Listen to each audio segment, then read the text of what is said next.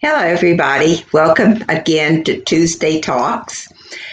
I am the chair of Always United this year, and we're really excited about today's program. We're lucky enough to have Patricia Moore-Pastides. Most of you know that she's the former First Lady of the University of South Carolina and has written several cookbooks. And today she's going to talk to us a little bit about cooking with a healthy Mediterranean diet and about some things that you could do in your garden to grow your own produce. If you're here and you would like to feel comfortable doing that, let us know if you're here by putting your names in the chat area and also letting us know if you're already a member of Always United. We would like to thank AARP of Driver Safety for sponsoring us again.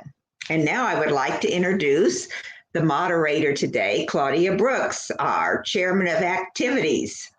Hi, Liz. Glad to be here today. And we have a very important program today that is going to give us some things we can do hands-on. So I will quickly introduce Patricia formally and bring her on. Patricia Moore-Pastides, yes, was the First Lady of the University of South Carolina from 2008 to 2019. She earned a Master's of Public Health degree from Yale University School of Medicine. Patricia is the author of 2 cookbooks which promote the health and benefits of traditional Mediterranean diet: the Greek Revival Cooking for Life in 2010 and Greek Revival from the Garden and Cooking for Life in 2013. She also wrote At Home in the Heart of the Horseshoe: Life in the University of South Carolina President's House in 2017 as a tribute to families who made the historic 1854 Regency-style building their home and the central reception venue for university events. Patricia lectures and teaches hands-on cooking classes upon request. Her interests include cooking for family and friends, gardening, and writing fiction and poetry. Patricia, thank you for joining us for this Tuesday talk. We really appreciate you being here with us today. Well, thank you so much for having me, Claudia, and Liz, thank you, and Adina, our director of the United Way. Of course, United Way is so important, and I feel at this time in history, it's probably more important than ever because so many people are suffering with the ramifications of COVID, especially in the areas of food insecurity, which is something that I've always been very concerned about. So I'll tell you before we start about our cooking, I'll just tell you that I wrote these cookbooks not really because I'm such a great chef, but because I was really interested in trying to help people lead healthier lives. And having worked in public health for about 30 years, up until the time I wrote the first one in 2010, I recognize the fact that the same chronic illnesses are killing us year after year as Americans, now with the exception of COVID, which is a little different, but heart disease and stroke, several types of cancer, these types of illnesses can be really averted if we eat well, exercise every day, and avoid tobacco products. So having, armed with that information, that's why I sort of dove into the first cookbook, Greek Revival Cooking for Life, because I knew the Mediterranean diet was one of the healthiest in the planet. And I also know that for most Americans, it's not difficult to transfer from the standard American way of eating to the traditional Mediterranean. You will recognize almost all of the ingredients, especially if you're from the South. There's a lot of beans and whole grains. Reminds you of Hoppin' John. There's a lot of vegetables from the garden, which many Southerners have, their grandparents have lived to be 100, even though they smoked, probably because they grew their own vegetables and ate copious amounts of them, So that was my kind of desire, was to help people lead healthier, longer lives. Well, and reading your books are fascinating because you do give a lot of information about why it's a very healthy diet, and I would think it would help us through COVID as well. So thank you for doing that. Thought we might talk about how we're going to have our presentation today, because you were kind enough to send recipes for our viewers so that they want to cook along with the video that you provided for us, that we are going to take in pieces to be able to do that. So do you want to set that up in any way for us? Sure. I will. First off, the first recipe we're going to show is gazpacho, a garden gazpacho. And I thought that might be nice for this time of year. It's probably a little too early for you to have any tomatoes of your own, but there are some really nice tomatoes in the markets. I've grown really fond of these Campari ones that are a little bit smaller than what we might consider, a traditional beefsteak size, but they have really good tomato flavor, and that's what you want for the basis of your gazpacho.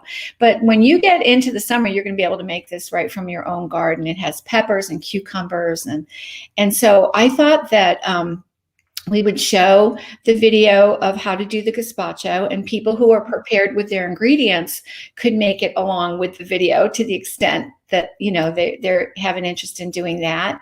But there's always the opportunity to make it after we finish the video. After this program ends, after 1 o'clock, you can make this anytime, because the United Way will make these videos available to you. So don't feel badly if you feel pressured or I'm moving too fast in the video for you to keep up with, because you will have access to those videos afterward. Okay. And what we will do is play that. I think you did these for a group, and you do cooking classes, but as we were planning this, we found it was a good idea to use one that you had done, and I think you did this for some alumni of the university. There's several of us watching today that I know are Gamecocks, so including me. So we'll have that. So we'll play that gazpacho. If people have questions as that's playing, please type them into the chat box, and when we take the break, Patricia will be able to answer those for you. So anything you'd like to add before we start playing the video? Well, just that if you are interested in gardening, that second book, Greek Revival, From the Garden, Growing and Cooking for Life, is really valuable. Even if you don't have a large yard to create a big vegetable garden, it has some wonderful ideas for container gardens. Like there's a little herb garden that we made in an olive oil can, which is awfully cute and handy. You can keep it right on your back steps and have your herbs whenever you need them. Or there's a pizza garden and a salad bowl and things like that you can do, especially at this time of year. Those radishes will grow just so quickly, and your lettuces love the cooler weather. So that would be good for now. But that information is all in that second book. And then maybe I'll just mention that I'm very grateful to the University of South Carolina Press for offering all the viewers today a big discount on the books. And I believe it's 40% discount, which is the highest they give. That's our author discount and everything. So if you're interested in these, there's a link that you can, where you can find out how to buy them. And then I will just say that I'm sort of shameless about selling them, because I don't keep the royalties. I've never kept a cent of the royalty monies from the book. I always give them back to the university for scholarships and different programming in the areas of wellness and sustainability. So if you are a Gamecock and you're interested in supporting the Gamecocks, that would be a great way to do so as well. Very good. Well, thank you, and we'll be back on in a few minutes. Adina, if you want to start things. Way of the day, and so here we are. And as I will say, this is our new home. It's nothing like President's House on the Horseshoe. However, it is home, and we're so happy that you could join us here tonight. So I've tried to pick out a menu for a summer supper that will highlight some of your great fruits and vegetables from your garden. I hope your garden's doing a little bit better than mine this year. I started with a brand new raised bed, and I'm just trying to get used to how not to fry things in the low country. But anyway, I think we could start with the gazpacho. It's a wonderful summer soup that we're going to serve cold. So let's make that first, and that way we can have it chilling while the rest of the dinner is being prepared. Step right over here, and if you're anything like me, you'll have everything mise en place, which means it's all measured out and ready to go. This will save you a lot of time. We're going to start with our most delicious James Island tomatoes.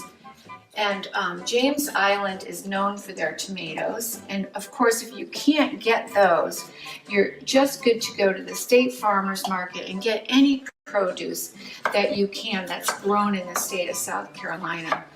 And we're just going to rough chop these tomatoes and drop them into the food processor. This is what I love about this soup. There's not a lot of fine handiwork because your food processor is going to do it all for you. So I've got 6 beautiful tomatoes. Now some people pull out the seeds, but I don't really think it matters. If you want to, you can use a meatier variety tomato. If the seeds bother you, you can take them out, but I think they just will add to it. You know, I'm one of those people that doesn't want to throw anything away, so that's part of the reason why. So these are actually nice and firm. And you know, before I started, just so you know, I rinsed all the vegetables off. I always feel like that's a good way to begin. And you know, as we were talking just a minute ago about missing you all, I also thought I would mention how much I'm missing Mrs. Norma Palms, who was the First Lady when Harris and I came to the University of South Carolina in 1998. And this little brooch right here is one that Mrs. Palms gave me. So I'd like to dedicate my first Zoom cooking class to her. So I hope Mrs. Palms is watching us from above and won't let me drop anything on the floor or things like that. She was a wonderful mentor to me. I can remember, and I wrote about this in At Home in the Heart of the Horseshoe, where we were together before I understood what the role of First Lady at the University of South Carolina was like. I asked her one evening, well, Mrs. Palms, what do you like to do? And she looked at me with this kind of quizzical look on her face, and she said, to be perfectly honest with you, Patricia, I don't remember. And that was my first clue as to what it would be like to be First Lady of the university. It was busy, that it was, but it's almost too unbusy now, so I wish in many ways we were back. But we will be back in a Zoom capacity, and I think, you know, once we get past all of this COVID, you'll see Harris and I in Columbia a little bit more. We'll be joining you for alumni events and all kinds of wonderful things. I don't know what Tommy Suggs has to say about football, but we'll find out. Maybe he'll tell us tonight. Okay, so you can see all I really did was cut these into sort of large chunks and put them in the food processor. And then I'm just going to pulse it on basically low. I don't want to turn these into tomato juice, but I want them to be not quite pureed, but in quite a little bit chunky. Some people like their gazpacho to be like baby food, but I like mine to have a little bite to it, so you still have something to crunch. So I'm just pushing low, and then I'll stop it.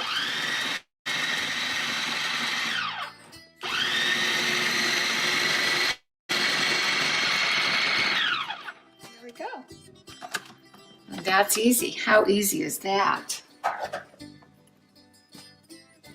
Now I'm lucky because I've taught a lot of cooking classes, so I have these great gadgets. This is my sword, which helps me get everything out of here so I don't lose any of the good little bits. And for most of the time doing gazpacho, I don't have to totally disassemble the whole thing. Everything is going to go into this bowl in the end.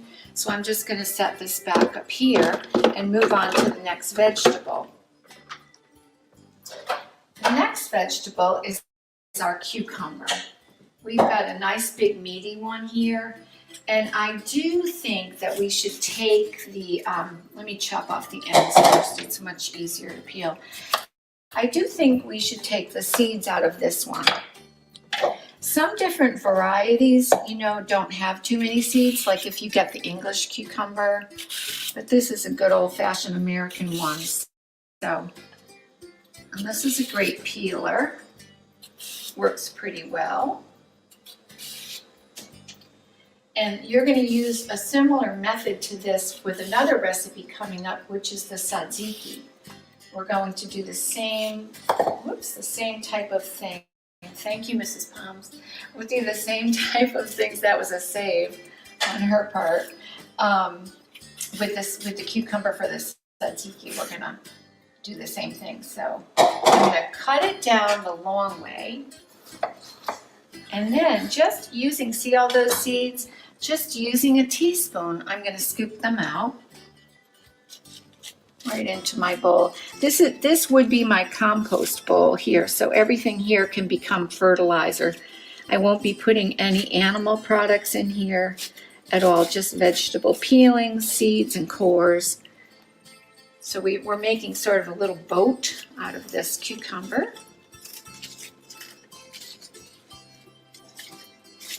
Scooping that right out.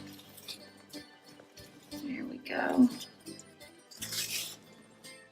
And then I'm just going to cut it into a few pieces with my handy dandy knife and put it right in here back in the food processor. And we're going to do a similar thing, which is just putting it low.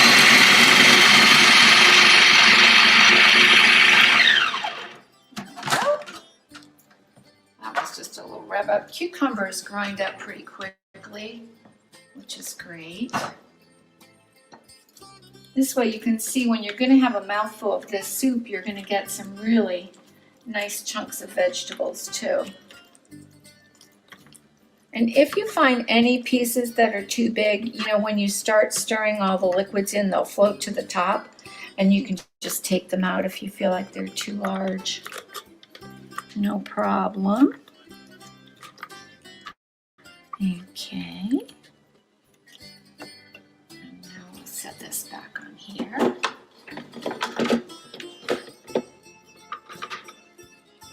And now we're going to move to the peppers. And I have a red pepper, a red bell pepper, and a green bell pepper. You can really use any color. Red is nice. It helps to support the color of the tomatoes when everything else gets mixed in. And you can see I'm going to take off these white spines too, because they can be a little bit bitter. Okay, and I'm just going to cut these in any which way you want to, because they're also going into the food processor.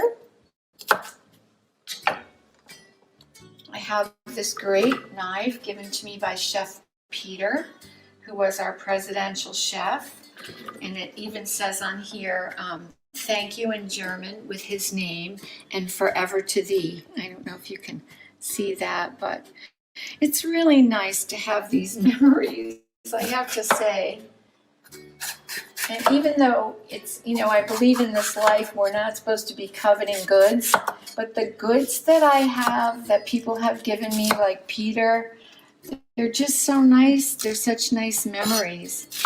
And he knows that I would cut myself too, so he gave me these sort of chainmail gloves so I won't get cut when I'm using this wonderful knife. Okay, now here we go. All the peppers go in. Now this can be easier, am I right? And I'm going to go up to medium because these are a little bit harder.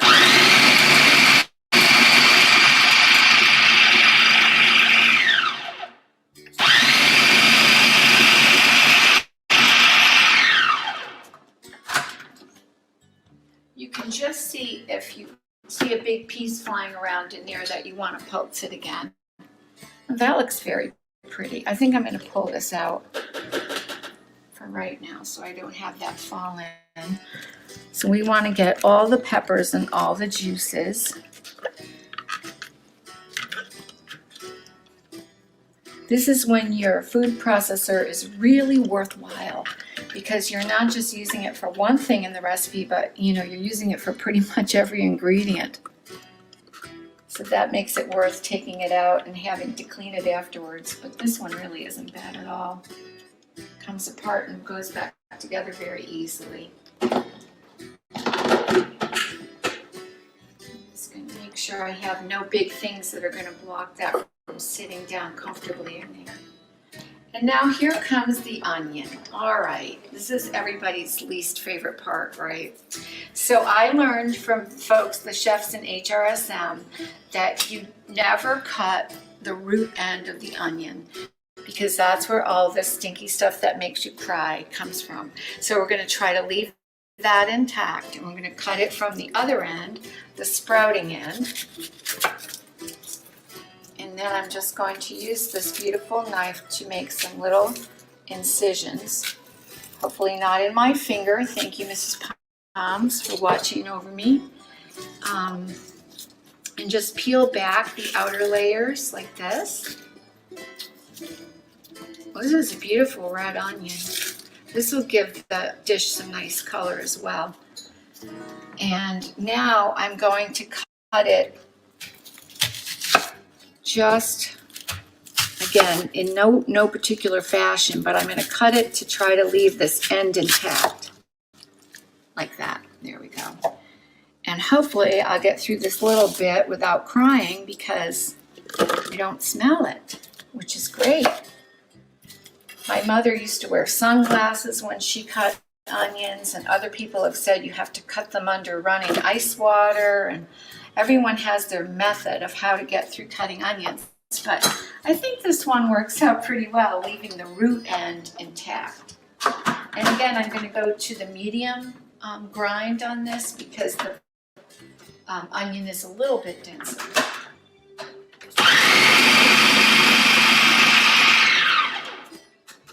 Look around here and see, it looks pretty good. I don't see any big pieces. Okay, now we're done with this. I can put that away. Okie dokie, we've got the onions in.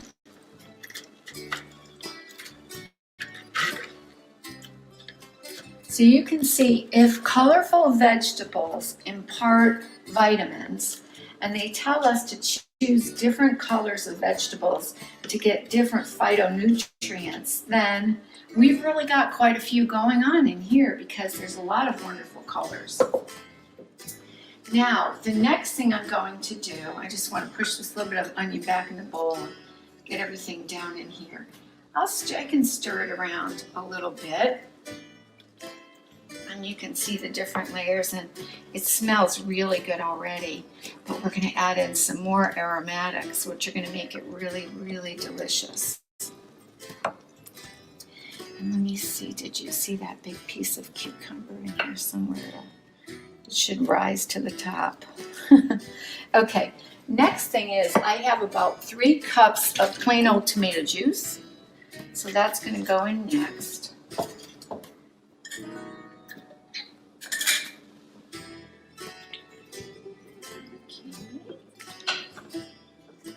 And then I have 1/4 cup of red wine vinegar. 1/4 cup. And 1/4 cup of, guess what? EVOO. And people always ask me, what kind do you use? And I answer pretty much whatever on sale. But if you can get a nice green one that's kind of fruity, that's really good for gazpacho. And I would say, if you're using specialty oils, gazpacho is a good vehicle for a specialty oil, because you don't want a bitterness in your gazpacho, and some of those specialty ones are really nice. Now, I just have two more additions here of ingredient. Well, two more, I guess, from the vegetable world. One is garlic. I have 3 cloves of garlic here, which I've peeled already, and I'm not gonna do these in the food processor because they stick to the walls, the little bits, and it's really hard to get them out. So I'm just gonna use my mincer here. This is very good for the biceps, right? Okay. Here's one. But sometimes you can do it a second time and extract a little bit more from that. There we go. And then number 2, these are nice big fat cloves. So whoever you serve this to, you're all going to want to eat it in case you plan on kissing afterward, because this is going to be pretty potent garlic flavor. And you know, raw garlic kind of stays with you more than roasted garlic or garlic that's been sauteed. But you know what? That's good. We know it's such a healthful ingredient, and the Greeks used to send their soldiers out to war with whole heads of garlic hanging around their necks for protection. So there we go. Look at that. That looks great. Now, the next ingredient in the recipe says is optional. It kind of is optional, but not for me. It's a jalapeno pepper. We really need to have this to give us some heat. So, you know, just like any hot pepper, you want to just use the outside, let me just move this a little bit. You want to just use the outside of the flesh. You don't want to get the seeds. So you just want to cut it down this way, because the seeds will be real hot. And also when you're cutting peppers, try not to be rubbing your eyes, because that will be very painful.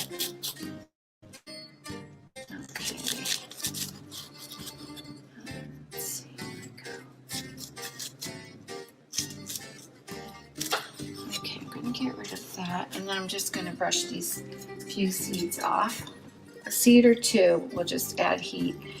And then I'm just going to kind of mince these with my little knife here, because again, if you do something like this that's so small in the food processor, it sticks to the sides of the bowl and you just get annoyed trying to get it off. Okay. Now, we have been lucky tonight because we've got some wine connoisseurs in the Columbia Gamecocks. Tommy Suggs is one, of course, but so is Pat, and so are Pat and Susie Van Huss. And they've recommended some really lovely wines for us tonight from the Frank family vineyards. And I think they're available in Columbia. We can talk about that afterward. One is a full-bodied Chardonnay, and the other is a Zinfandel. And Pat thought, since there's red wine vinegar in the gazpacho, it might go really nicely with a Zinfandel. So I vote for him. I'm going to try that.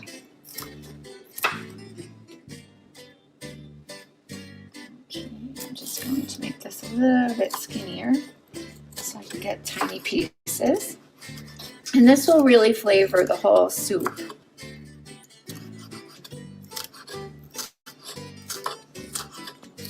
And you can see how terrible I am with a knife. If Peter saw this, he'd send me back to culinary school.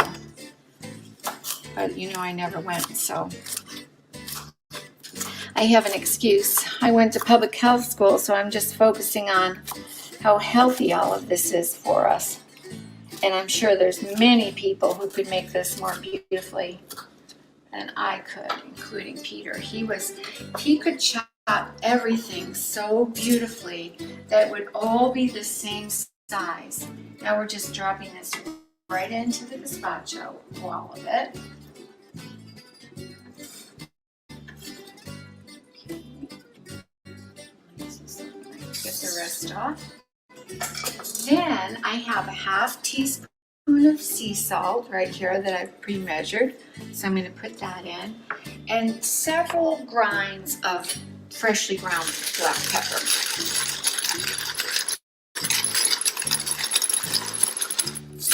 Now, if you really like heat, you want to, first of all, you want to let this sit in your refrigerator for a while.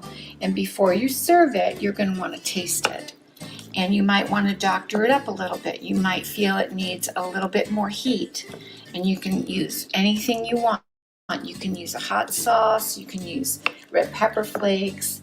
A lot of people will put, well, in the old days, people used to garnish gazpacho with hard-boiled egg or croutons. I have in the book, I have you garnishing it with a little slice of avocado and some fresh parsley. But you know, anything goes with this. And I think the most important thing, as you know, all kind of chefs know, is that before you serve a bowl of this to anybody else, you want to have tasted it yourself to make sure that it's really delicious. But I'm not going to taste it quite yet because I think it's going to benefit from sitting in the refrigerator for a little while we make our other dishes. But before it goes into a bowl, we'll taste it. Okay? There we go. Now the gazpacho is going to chill, and now onto the chicken.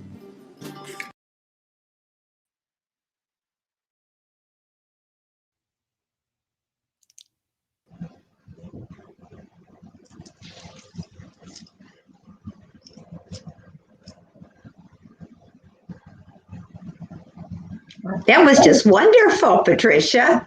Yeah. Now, And behind actually, you can find that on page 58 in your wonderful book. That's where we're going made me hungry there. And, you know, I know we'll get back into this, but this looks so, and you go through your books, you talk about the health benefits. Do you want to add something more to that? And then I'll bring up a question that we had about your gazpacho. Oh, sure.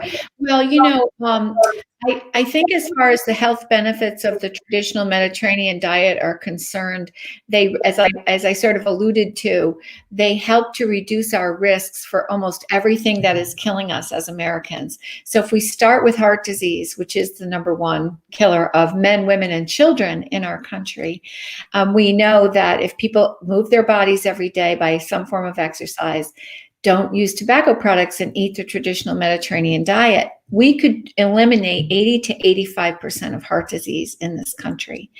And it's really interesting to know that even if your body has already started down the path of some form of heart disease, it can be reversed by your lifestyle. So that's, I think, really valuable information. That's why people, after they have a heart attack or heart surgery, a lot of times they'll recommend for them that they go on the traditional Mediterranean diet, because it will protect those new cleaned out vessels that they just had. And so it helps to prevent against not only heart attack, heart disease, and stroke, but all the precursors. So high cholesterol, inflammation, high blood pressure, you know, all the things that contribute to heart disease. And then several cancers, breast, colon, and prostate cancer are prevented, Alzheimer's disease and other forms of dementia, which, you know, you reach our age and we're all thinking about that. So, and arthritis, childhood allergies and asthma. I mean, the list just keeps kind of going on and on about why this is so good. And it really, I think it's because you're not eating a lot of processed foods. You're eating a lot of foods that are in their whole form, and you're cooking them into something really delicious by adding that flavorful extra virgin olive oil. Very good. And you had plenty of comments like this one that said, now she's hungry. And had a question about, have you ever thought about adding toasted almonds to your gazpacho? You know, I wondered if Dr. Smith meant ground it up with inside the gazpacho or as more of a garnish on top. I have seen people do that as a garnish, but either way, nuts are so good for us. I can't imagine that they wouldn't do anything except improve that gazpacho. Because, you know, they've done studies of people who eat in a traditional Mediterranean fashion two groups of people, some who eat nuts every day and some who don't. And they actually found the health benefits were stronger for the people who ate nuts every day. So I think that's a great suggestion, and I will try it one day. I have not yet, but I would like to try that. Okay. Well, why don't we move ahead to your next recipe and get into that? I'm ready to cook these to watch those Gamecock girls play basketball tonight. So, That's right. That's right. so, That would be a great supper for your game. yes, supper. it will. Yes, it will. So, Adina, if you want to start this wonderful chicken recipe. So here we have some boneless, skinless chicken breasts that we're going to turn into a chicken kebab in pita bread with tzatziki sauce and a little bit of shaved onion. So I hope that you'll all enjoy that. The first thing we're going to start with is making the marinade, because we want to let the chicken sit in the marinade for about 20 minutes. So to start with, we have a 1/4 cup of extra virgin olive oil, which is almost like every recipe in the Greek world begins with that. And you know, olive oil has such salubrious properties. It's really great. I've already washed this lemon, which I recommend when you're going to cut a lemon and squeeze it. You don't know where it's been, and especially in these days of crazy viruses, you might want to just be sure that's rinsed off. So we're going to use 1/2 lemon, the juice of 1/2 lemon. And I have this handy dandy lemon juicer, which is guaranteed to get out 20% extra juice from your lemon. So that's quite cool, I think. It's one of my favorite ones. It also catches the pits, so you don't end up with any pits in your marinade, which is kind of nice. And then we have 2 teaspoons of dried oregano. And this is kind of like the classic Greek marinade for anything. Olive oil, lemon juice, dried oregano, a little salt, again, 1/2 teaspoon of salt, and some black pepper. And this is basically your marinade. It's great on chicken, it's great with lamb, it's really great even with fish or anything. Well, they probably like maybe use a little less salt with fish. Okay, so that's going to be the marinade. Very simple, right? And now what we're going to do is we're just going to cut up these chicken breasts in a way that's going to make them easier to cook, because we're going to make them into long, thin strips that we can then put on skewers. So I just want to kind of make sure this is flattened open. I'm going to take off this little funny bit right there. And then I want to cut this into 4 pieces basically. So I'm going to go right down the middle and then cut each one of those right down the middle. And then you have 4 nice strips. And I think for 1 pita bread, generally speaking, 2 strips is enough, which is really nice also because you're not overdoing the meat.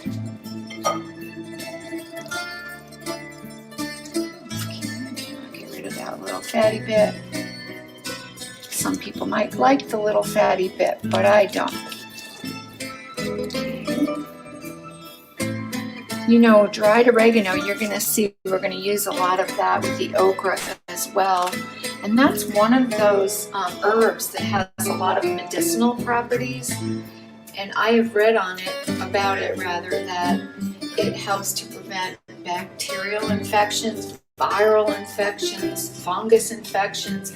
So I thought, my goodness, we should be putting oregano on everything we eat. And pretty much the Greeks do. And it just grows wild over there. So these are some pretty meaty chicken breasts here. Okay.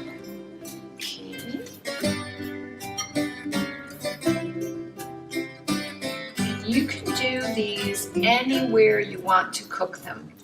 I've done them on an outside grill. I've done them under the broiler. I've done them at the Richland County Public Library in an oven. So it works anywhere, really. And the only thing about, I would say, cooking boneless, skinless meat of any kind is that, you know, it's going to cook a lot faster with no bones. And so you don't want to really dry out. Chicken can dry out pretty quickly. Okay. We'll just take off that little extra bit of fat. Since I'm kind of like, I just like fat on meat. Okay, now I'm going to use my hands. So you have to wash your hands a lot in Greek cooking because you always have your hands in the food. But what this does is it allows you not to have a whole quart of marinade. You don't need that much marinade for these. You can see, you just want them to be coated in this, and then they'll sit. You don't want them to sit for too long. You don't want the lemon juice to start kind of cooking the chicken or anything like that. So just that looks pretty good, I would say. Everything seems to be well coated. And you know, if you're like me, you can give them another sprinkle of oregano right before you grill them or cook them. Now we're going to put these back into the fridge, but not until I wash my hands. Okay, so I put the chicken in the refrigerator. I did cover it with saran wrap this time. I'm just going to let it sit there and marinate for about 20 minutes while we're on to the tzatziki sauce. And the first thing we want to do with the tzatziki is deal with the cucumber.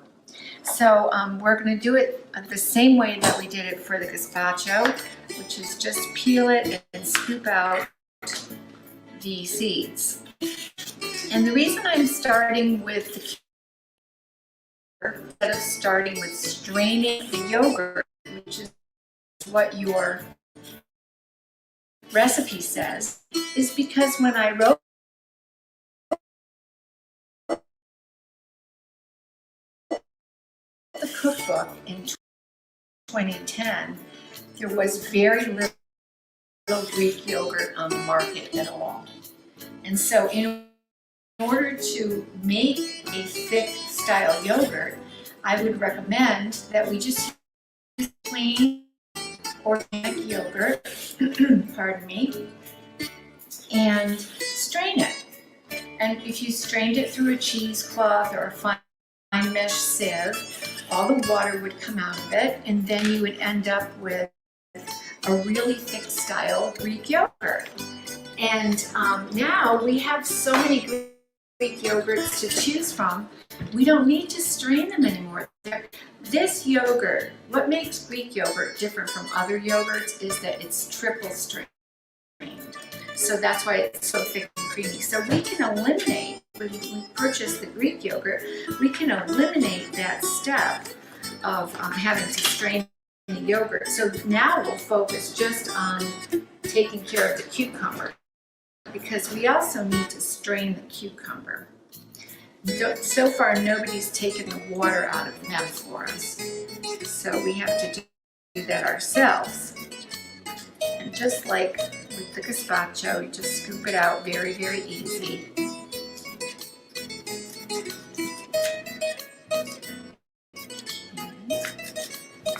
And again, if you use that English cucumber, you don't can eliminate this step. One thing you don't want to have happen is you don't want your tzatziki sauce to become runny. And if there's too much liquid in it, it will. So that's kind of something to think about. Okay, so we've got all that. I'm going to put that pulp in with my compost material here. And I'm going to use this grater. And I'm going to grate this cucumber on a large hole, I guess you would call it.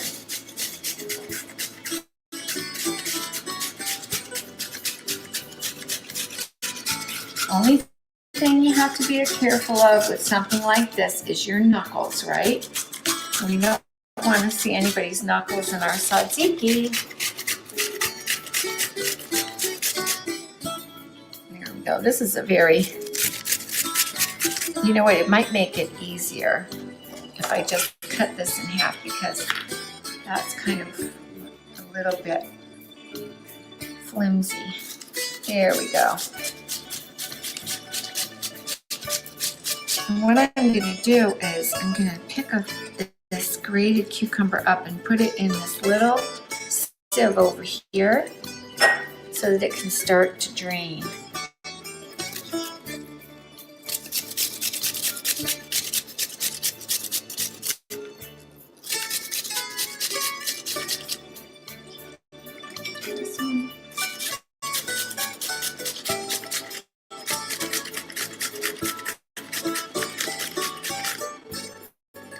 I guess if you had already washed your food processor, you could use that again, although it does tend to kind of pulverize, so I think this way. You're going to be surprised when you see how much water comes out of this still.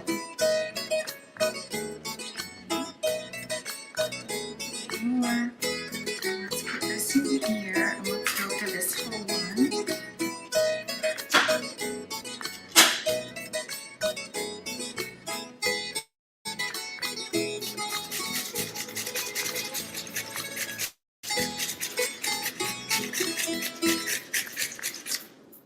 I have some really nice cucumber leaves in my raised bed and some very pretty yellow cucumber flowers on them. Unfortunately, I have no cucumbers at all, so I'm trying to figure out why that is. I don't know if it's too much salt in the air or if there's just not, I haven't watered them enough. The leaves grew really big, but pretty low on the fruit. Same was true of my squashes, petty pen and zucchini. I had a lot of leaves, but not too many fruits. And the ones I did get, some animal got from me, so that was kind of sad. Okay, look at this good handful. That's good. Now, if you'll excuse my back for a second, I'm just going to rinse off my hands.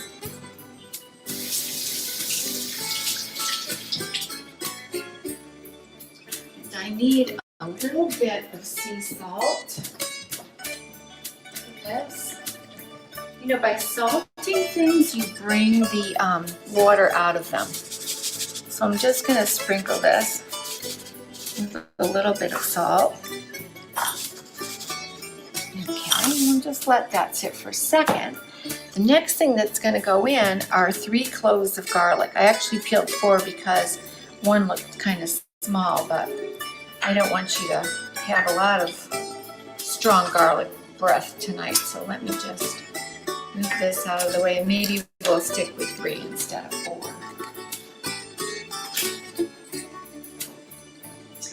This is not like cooking at the president's house when I would do a little cooking demonstration for a video and then somebody would run right behind me and clean everything up. That was really handy. I thank Miss Joyce Taylor for always being my gracious friend first and housekeeper second, and she really helped me so much with all of these demonstrations, as did Lisa Robinette, the house manager, Pam Bowman from Special Events, who you all know. It's just really nice to hear from you and nice to have you here with us this evening. Here we go. So we have our 3 cloves of garlic in here, a little bit of salt, and a little bit of cucumber.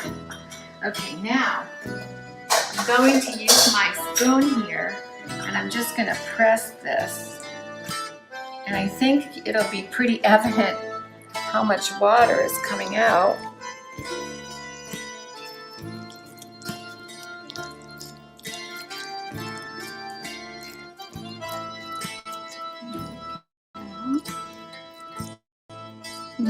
I'm just sort of covering the whole sieve with the cucumber so I can get this water out of it.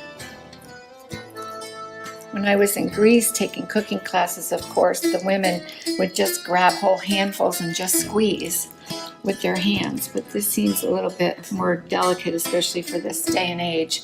So that's pretty, you can see the water in there, how much has come out of it. And now I'm going to take this drier cucumber and put it in my bowl.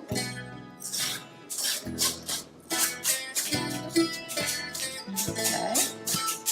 And then that also has the garlic and a little bit of salt. And then I'm going to take this whole quart of Greek yogurt I'm not going to strain it because that, as I said, that step has been eliminated for us. And I'm just going to spoon it in here.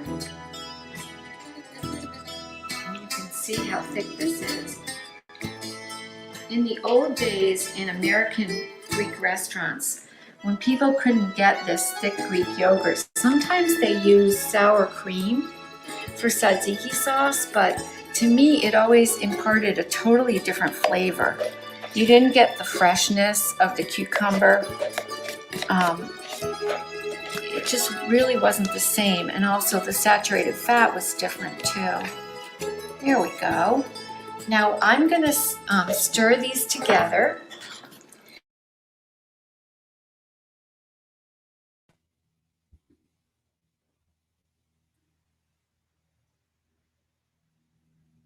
Hi, I'm not sure anyone can hear us. Adina? You. Okay, I am, and this is delicious, Patricia. I know that we're going to let this play while we talk a little.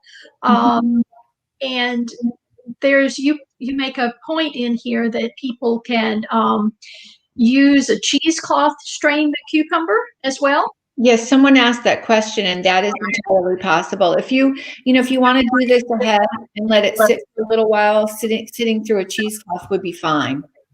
Okay. I did kind of the accelerated version to press the water out of it. And then really the only last thing that will go into that is a little bit of chopped dill. And then that would be the tzatziki sauce. And some people, when they're going to serve it, they'll make a little well in it and they'll just put some extra virgin olive oil on top for a little added fat and flavor. But it's great on the chicken. And you can also eat tzatziki sauce just with the pita bread if you just want a little snack. A snack for that. It's delicious. And I know that we have some more. We thought we would just answer some questions or chat and talk about your books as you're finishing this up. So if there's a point in this you'd like us to put the audio back on, I'm sure Adina can do that for us too. But in looking at your books, they are wonderful, and looking at not just eating healthy, but the wonderful recipes and getting back into this gardening. You've really, I started my first raised garden bed earlier this year. And as I was preparing for this, I've gotten so many ideas on other things to plant. What's the benefit of having your own vegetables that you grow? Well, I just think there's nothing more satisfying really than putting seeds in the earth and taking care of them, and then watching these little tiny green sprouts come up, and then eventually the stalks and the leaves, and then eventually your fruits. And as I mentioned in the video earlier, last summer was my first vegetable garden here in the Low Country, and it's quite a bit different from the climate in Colombia. So I did have some ups and downs, and I feel that every time you plant, there's something to be learned, you know.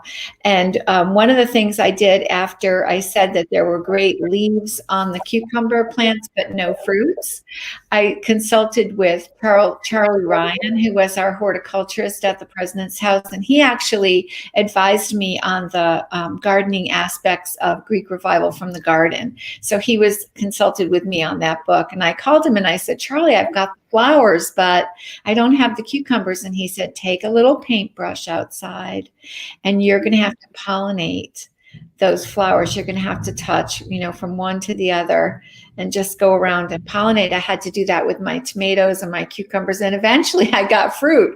But I think, you know, I was low on the bumblebees that we all know are necessary to do that pollination. So I had to do it manually, which was that was a new lesson for me. I didn't know about that prior.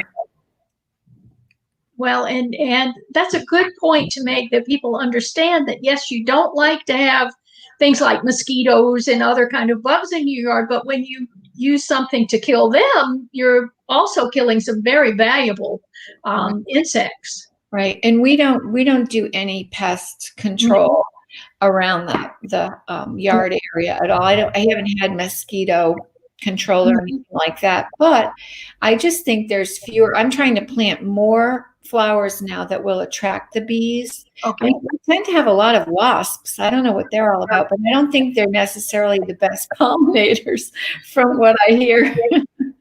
No, and your the gazpacho looks wonderful as you're putting that together. So that's the essence of summer right there. Yes, it is.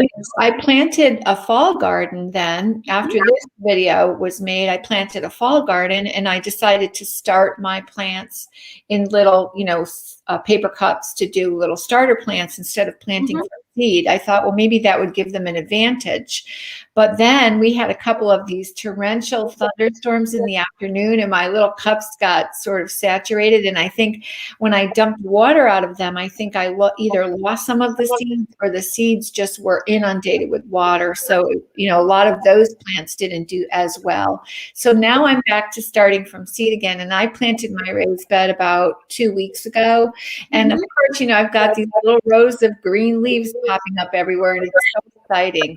So to me, one of the reasons to do it is to bring your body outside into nature, because I heard one of my friends who's a Columbia Garden Club member told me she never met a crying baby who didn't stop crying when you took him outside. And I think just going outside makes us feel so good, and especially during these times when we've been so shut in. It makes a world of difference. And in looking at your books, and for those people who don't have your books, you were so kind to let us know that, and some of us have ordered them, that we can get them at a wonderful discount. And Adina will be able to, if you did not register and you're just watching on YouTube or Facebook, please email alwaysunited@uway.org. And Adina Rice will be able to send you information about getting the cookbooks, right? Because that's be available for a little while. But this is a wonderful book if you've not gardened, and if you're learning to cook, because there's so much information about the kinds of things that you need to have, as well as when you're cooking. And now you're as we're watching you put the chicken together. Do you want to talk about that a little bit, or would you? Close to our 1 hour, but I think people will stay a little extra for us today. Well, I'll just say a couple of things. As I mentioned previously in the video, you can really cook the chicken anyway. The only risk to boneless, skinless chicken is that it will cook really quickly and it will dry out really fast. So I did this one in the broiler, and it went really quickly. And you just have to keep your eye on it, because without bones and skin, you just don't want to dry it out. But I think the marinade helps a lot with that. And then, I put it on skewers. It was kind of cutesy, but if you don't have skewers, you can just put it on your broiler pan or on your grill, and that's fine too. And then, what did I want to tell you about the book? Let's see, you just mentioned, I mentioned being able to get the book.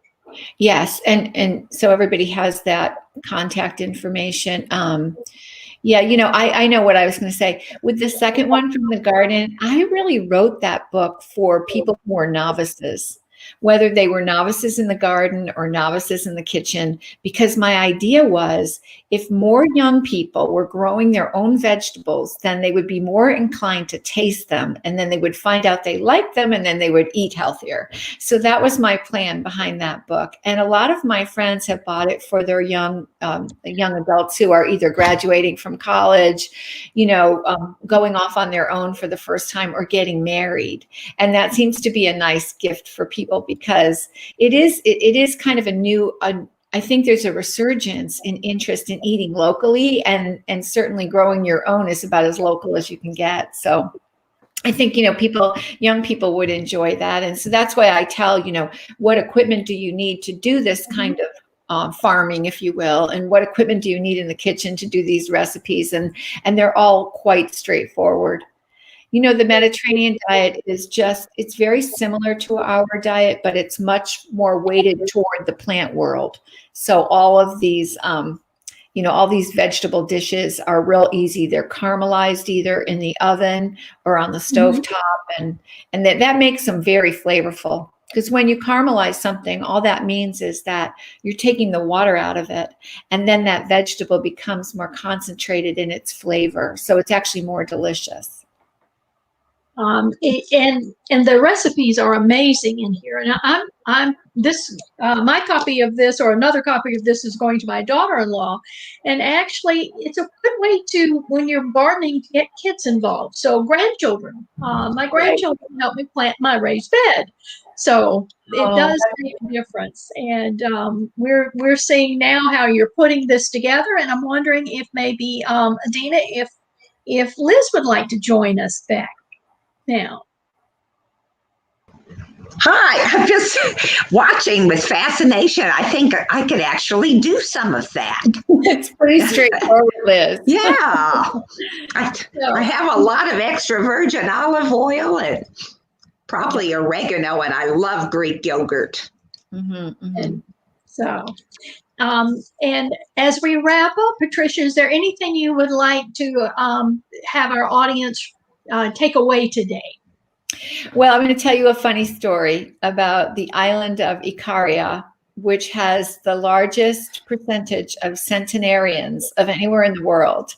And these people are living a traditional Mediterranean lifestyle. So they're eating everything that we're talking about: the whole grains, the beans, the vegetables, the fruits, a lot of extra virgin olive oil. They're having, limited amounts of dairy in the form of yogurt or cheese. They really don't drink milk, because I think there's more probiotics and more, active cultures going on in the yogurts and cheeses that are healthful. They're having their little bit of red wine with their meal, and not in the way we do in our 16-ounce wine goblets, but, 4 or 5 ounces, which is a serving, looks more like a juice glass, an old-fashioned juice glass of wine. They're having seafood for those omega-3s that bring us brain health. And they're eating very low on the meat side. So today we made chicken kebabs, but a lot of the recipes in both my books will be stews, because that way you're taking a small amount of meat and a large amount of vegetables, and you're bringing them together so that the meat really flavors everything, but you're not consuming the huge hunk of Fred Flintstone steak on the plate, So that's the way they're eating, but then they're gardening, they're doing their own housework, they are walking to take care of all their errands, and along the way they stop and have coffee with their neighbors, because it's very important, the socialization, So there's been a lot of people who have gone over to Ikaria to try to understand how these people are living to be over 100, and there's story after story of these people. And so one interviewer asked this woman who was over 100, well, is there anything else that we're missing that we need to know about your lifestyle? And she said, well, we have sex on Sundays. Which I thought was so funny, but speaks to something that there's a sensuality about that life. And I was telling a friend of mine who was going in for heart surgery about the different steps towards healing and getting well again. I said, I'm sure you'll be exercising and you'll be eating the Mediterranean diet, and you should probably have sex on Sunday. And she said, no. I said, that's up to you. But it's kind of a joke. But I think the whole concept of sitting around table, instead of, we tend to eat as we're multitasking. We're having lunch, right? Maybe over the sink or in our car. And that would never happen in a traditional Mediterranean community. People would sit at the table and take their time, and they might talk and laugh and sip a little wine and have a nap afterwards, and there's just like the whole approach to life is less hurried and more sensual, I think. Well, that is a wonderful way to end our presentation today. You have really brought us not only the, growing it and the wonderful benefits of it, but you've added some joy and laughter into our lives today. So we thank you so much for doing this, and look forward to cooking many recipes out of both of these books. I've ordered my books, but they have not yet arrived. Oh, okay. Well, you call me anytime, Liz, if you have any questions. I'm here. Okay, thank you. Thank you. So much for having me, and thanks to everybody for joining. We appreciate it, and we will wrap things up right now with this, Liz. This is wonderful, and I know that we're finalizing some plans for our next Tuesday talks. Yes. We're going to have today's with her is really kind of kicking off some special things for this fall. We're going to be talking about traveling. I know we haven't been able to get together with folks, and we haven't been able to travel. So we are looking at putting a program together for that. And then in April, and then in May, we'll be having our full Always United membership meeting. And then in June, Ray Turner will be joining us for a Tuesday talk. So looking forward to those particular Tuesday talks coming up. So am I. And I think a lot of our audience will be looking forward to those as well. Thank you all for coming. And I want to thank AARP Driver Safety once again for being our sponsor. If you're interested in becoming a member of Always United, just contact us and at this alwaysunited.org, and we will give you all the information that you need. We'll see you on the next Tuesday talk. Bye-bye, and have a great day.